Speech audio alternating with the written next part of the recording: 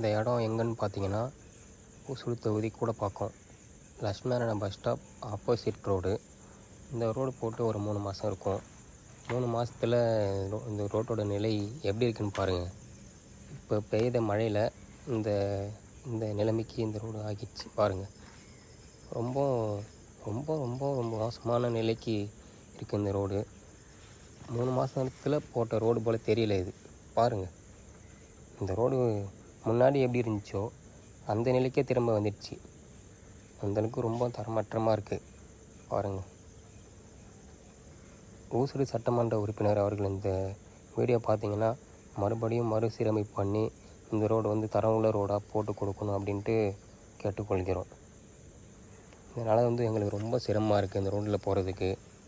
ஜல்லி சறுக்கி விட்டு நிறைய பேர் கீழெலாம் விழுந்திருக்காங்க. நேரில் பார்த்தீங்கன்னா உங்களுக்கே தெரியும் இந்த ரோடு எந்த நிலைக்கு இருக்குன்ட்டு.